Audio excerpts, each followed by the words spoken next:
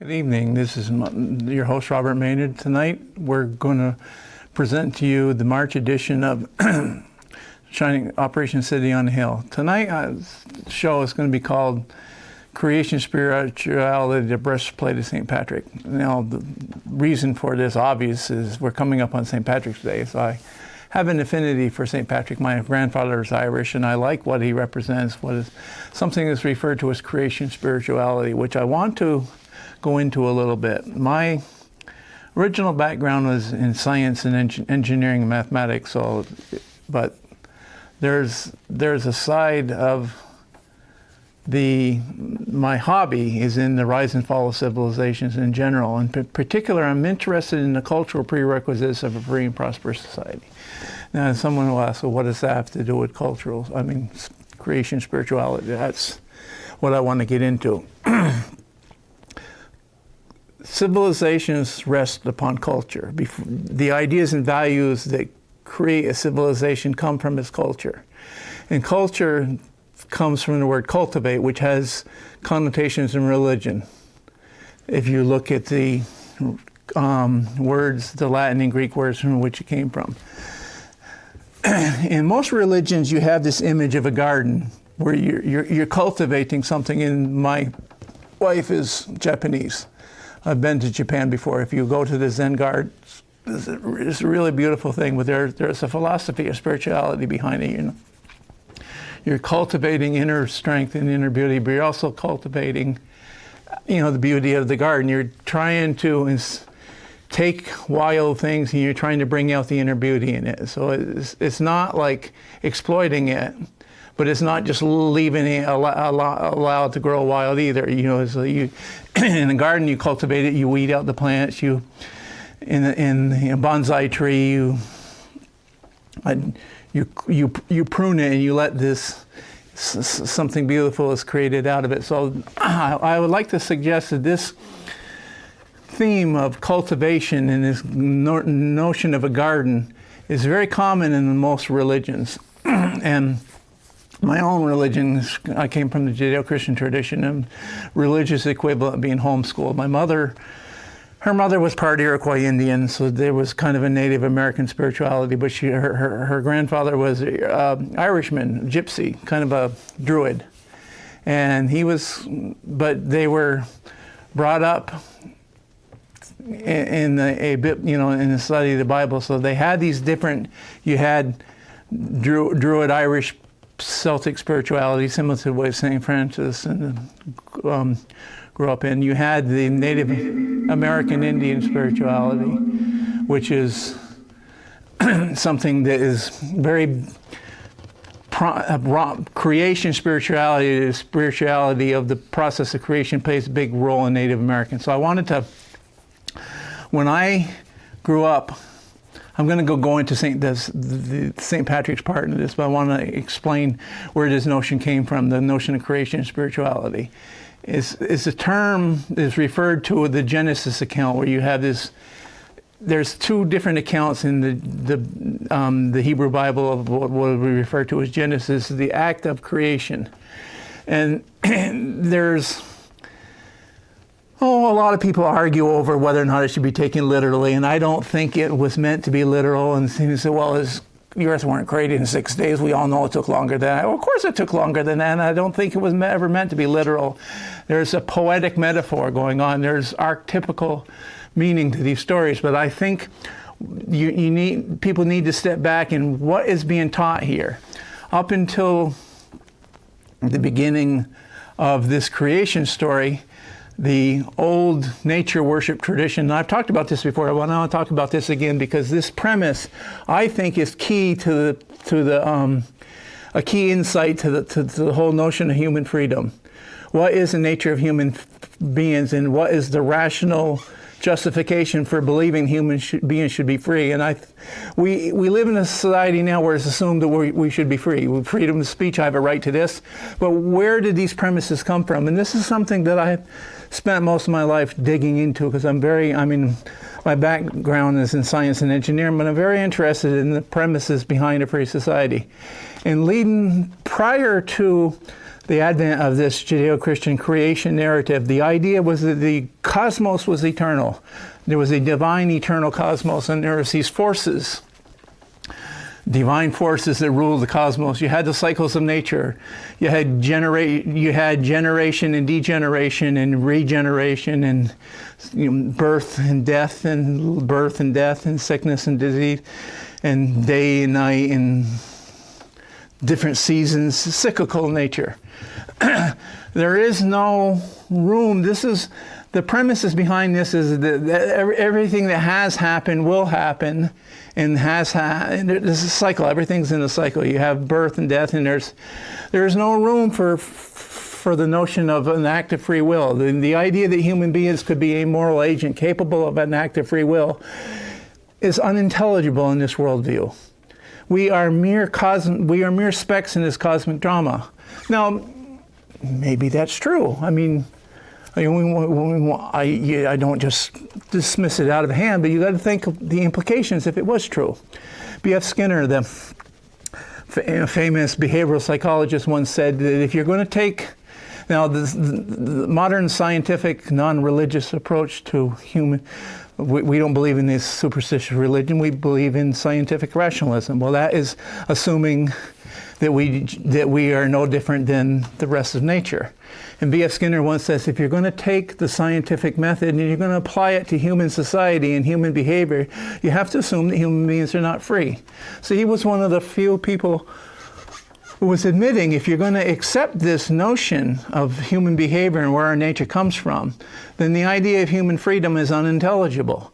So this is what is really at stake here when you're talking about the premises of human nature, in my opinion.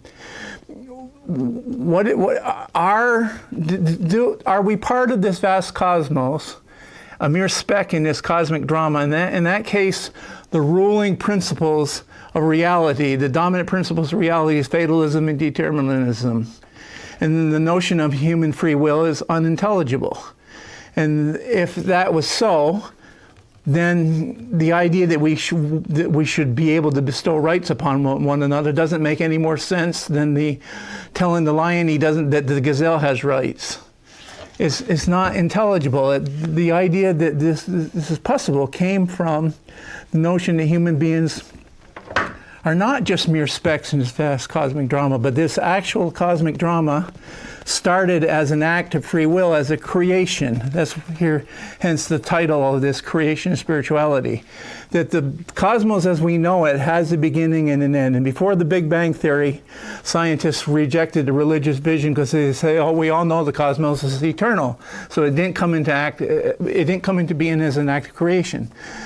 But now at least many people believe that the cosmos had a beginning, or the universe as we know it had a beginning out of the Big Bang. So the question is, was this an intelligible act of free will, or was it not? The implications, metaphysical, I believe, metaphysical implications behind this are vast. Do you have happenstance, chance as a defining principle of reality, or a creative act of free will? Were human beings created in the image of this creator? Now, I don't believe in being preachy, and I don't like sectarianism. I grew up as, not part of an institutionalized religion, but I am very important. I think it's important that we make our free choices, but we recognize the implications behind those choices. And I have been one of the reasons why I wanted to make this discussion is because I've spent a lot of time online with friends talking in these chat groups, talking about the foundations of a free society. And someone's asked me, why do you believe the Genesis account is so important? Why can't we just go for atheism or agnosticism? And I says, well, of course you can go for anything you want because we have freedom of conscience. You have, the human mind is free, so you can believe what you want. But that's not the same thing as arguing that the premises behind those beliefs are equally supportive of the notion of a free society.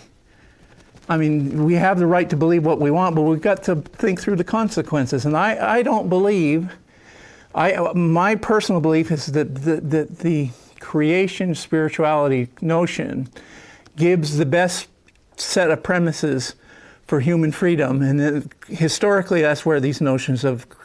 So I want to talk about, in particular, the Genesis account a little bit before I go into St. Paul's Galatians and St. Patrick's breastplate story. In the Genesis account, you have these two accounts. One account that says God created man in his own image, male and female, he created them. So you have man meaning humankind, male and female. And so then in another account, you see this story of these creation. He's created birds and he's creating these. Then he creates Adam, which is one reading of that is the male of the species. Another reading of that, he's talking about the human species and get together, male and female. So he starts out with the creation of Adam, and when he's creating the animals, he's creating them as a group. When he deals with the creation of Adam, of human beings, because I don't think he's talking about male and female personally, if you read the Hebrew. He's dealing with an individual, Adam, which means primordial human being, not necessarily the proper name of the male of the species. As we can. But anyway, I'm not going, again, I'm not trying to preach, but I think there is a point being made here, whether or not this is, I'm not referring to the historicity of this account, but I'm referring to there is archetypical story here. And the point is being made here is this, the Creator is dealing one-on-one with a solitary individual. I've read accounts of what is referred to as original loneliness or original solitude. So the beginning of this stage of cultivation of creation spirituality is solitude or individuality. And so he brings the animals and different aspects of creation before Adam, and he wants them to classify them. So that he names them, he starts naming them. In the process of classification, he recognizes that he didn't have a helpmate suitable for him. In other words, his own individuality or uniqueness was understood as part of this process of exploration, classification, science. Classification is part of being science. I think this gives you an image that science and spirituality are not two different things. Your exploration and your classification and your explanation of creation allows you to recognize your uniqueness as a human being. But also, the cultivation of a garden is scientific, but it's also bringing out beauty of creation. So it is not an exploitation. It is what is the term? There is a certain amount of responsibility that a gardener has over his garden, and is not exploiting it as something that violates that responsibility. So the idea that the Genesis account gives people free rein to exploit the resources that they've been entrusted to is not intelligible in this account. So you have science. A garden is the cultivation of beauty. Gardens also can be used for producing stuff for use or for selling. So that you got economic activity, you got environmental preservation, you got scientific behavior. This is all part of the recognition of the uniqueness of the human individual. And so this is part of a philosophy that former Pope John Paul, I'm not Catholic, but I like some of his writings, referred to as personalism, which talked about the dignity of the human person. So you have then you have Adam goes to sleep and he pulls his rib and he pulls the Eve out, and wow, now you have man and women. Now, scientifically, it doesn't make any sense, because biologically, in terms of DNA and the structure, the basic pattern is female, and male is a divergence from that. So the idea that female came out of male biologically doesn't make any sense. But and people have pointed this out, but what I think here is you're talking about Adam in the sense of human beings, and you're talking about the differentiation of human beings. And so the two became one flesh. So you're talking about an original solitude, original individuality, uniqueness in the first stage. The second stage, where Adam and Eve cohabit together and the two become one flesh, is original communion. We're not just individual beings, we're communal beings. And our individuality presupposes our communion, because from our individuality we recognize our uniqueness, which allows us to recognize that we're not whole. And the male and the female become two parts of the same whole. And so the compatibility, the cohabitability, and the collaboration between human beings is poetically expressed, I believe, in this account. And finally, they are naked, they are unashamed. Now, religion has this tendency to, some religions, and I think, to suppress sensuality. Sensuality, things like that are considered to be non-religious. But I'm going to go into that. That's, in this attempt, in this view, they're talking about nakedness, which refers to sensuality. If you read John Milton's Paradise Lost, he talks about the role of sensuality and the power that it plays in the cultivation of these religious,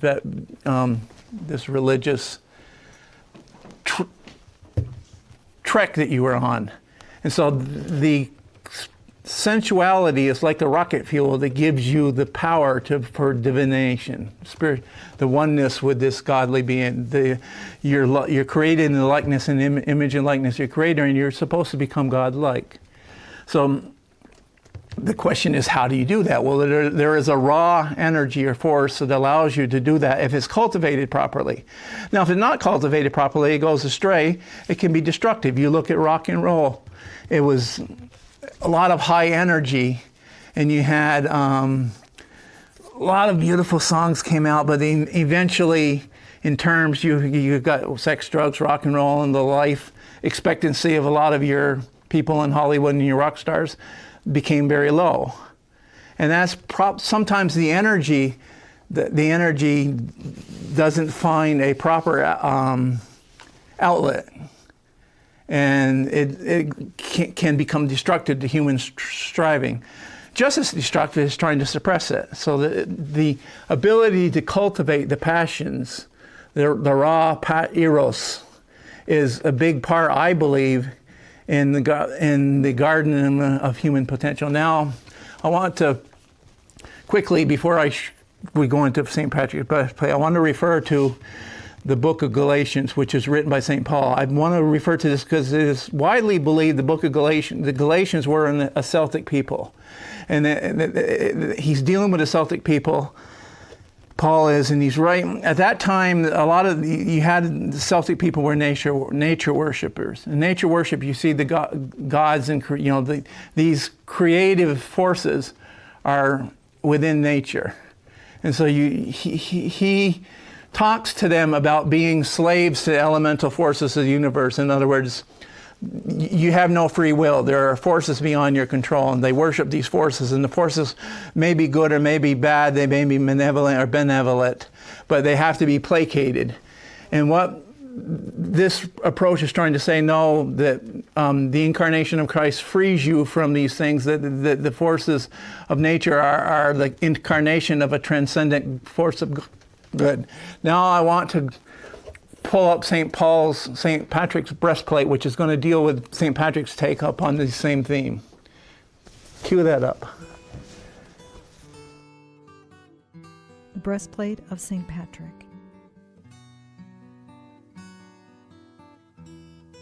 I bind to myself today the strong virtue of the invocation of the Trinity. I believe the Trinity in the unity, the Creator of the universe. I bind to myself today the virtue of the incarnation of Christ with his baptism, the virtue of his crucifixion with his burial, the virtue of his resurrection with his ascension, the virtue of his coming on the judgment day. I bind to myself today the virtue of the love of seraphim, in obedience of angels, in the hope of resurrection unto reward, in prayers of patriarchs, in predictions of prophets, in preaching of apostles, in faith of confessors, in purity of holy virgins, in deeds of righteous men.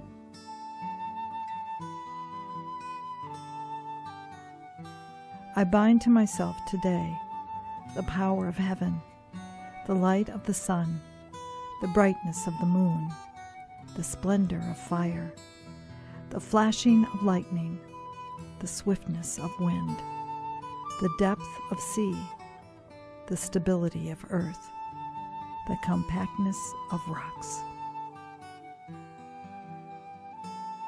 I bind to myself today God's power to guide me, God's might to uphold me, God's wisdom to teach me, God's eye to watch over me, God's ear to hear me, God's word to give me speech, God's hand to guide me, God's way to lie before me, God's shield to shelter me, God's host to secure me against the snares of demons, against the seductions of vices, against the lusts of nature, against everyone who mediates injury to me, whether far or near, whether few or with many.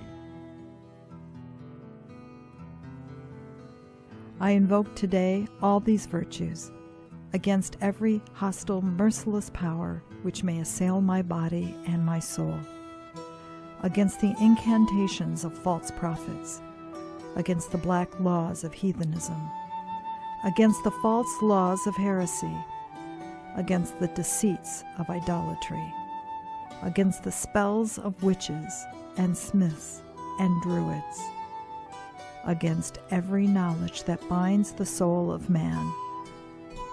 Christ, protect me today against every poison, against burning, against drowning, against death wound, that I may receive abundant reward. Christ with me, Christ before me, Christ behind me, Christ within me, Christ beneath me, Christ above me, Christ at my right, Christ at my left, Christ in the fort, Christ in the chariot seat, Christ on the deck, Christ in the heart of everyone who thinks of me, Christ in the mouth of everyone who speaks to me, Christ in every eye that sees me, Christ in every ear that hears me.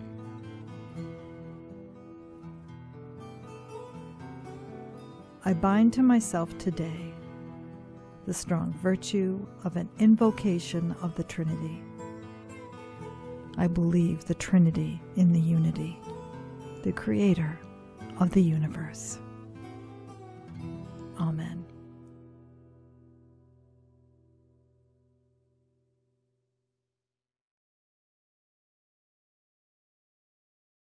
Okay, yes.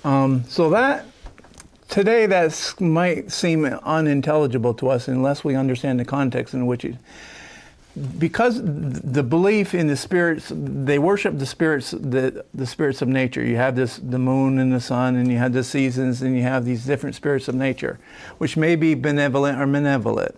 And so you have these shamans or druids, and they could do good for you on your behalf, or do bad to you. And so you had spell casting, you had all these things that the breastplate is like a shield. It's protecting you from these things. And basically he's talking with the people who are obsessed with their fears of incarnations and incantations. And basically he's arguing there is a shield, you don't have to be afraid of these kind of things. So in one sense, it makes for an ethnic of creationism, because the forces are no longer seen as malevolent, or the fear of the forces of nature. We have this vision of ancient man living wonderfully in harmony with nature. To a certain extent, that's partially true, but to a lot of extent, when you live directly in harmony with nature, you're living with death at your doorstep all the time, and it is a real struggle, life and death struggle. So it's not as romantic as we tend to picture it sometimes in the modern view. And so the life and death struggle is seen as a spirit struggle between spiritual forces and spiritual reality. And this argument is being made that there's nothing there really to fear, because the ultimate reality is benevolent, not malevolent. And so this contrast between the malevolent forces and benevolent forces, and this warring that's going on, is superseded with this benevolence. And this benevolence is incarnated into the creation. That's what he's taught, his understanding. St. Patrick deals with this idea of the presence of God incarnated in creation. Now, the premise behind that gives rise to a view that sees creation and sees the environment as something that is holy, and something that is an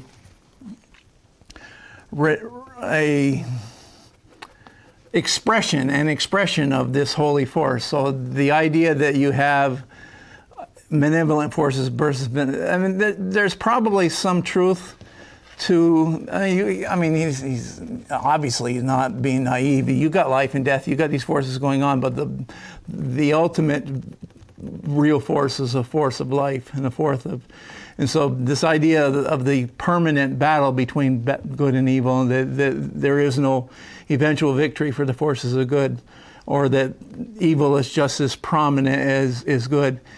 He rejected that because the ultimate power behind creation is this force that is good. So therefore we can enter into a relationship with the rest of nature that is not adversarial. And so we can have scientific exploration of the creation and the cultivation of the creation and a cultivation of our own individuality. These things are not in conflict. And we're coming up on spring where you're going to have. I'm an environmentalist in one sense, but in another sense, there is an anti-humanistic approach to certain movements within the environment. Well, we're going to destroy the. Well, yes, we've done a lot of bad things to the environment, but you think about, we have the ability to cultivate it. A water treatment system, certainly treating water is a lot better than drinking water out of a swamp. So you want to be able to have the ability to bring out the best in creation without exploiting it. So I think human creativity, technology, and science can, in the care for the poor through economic development and environmental preservation, is a spiritual reality that flows from the premises of creation spirituality. If I had more time, I'd go into it, but I don't have more time. So we'll deal with this topic again later. Thank you very much and have a nice night.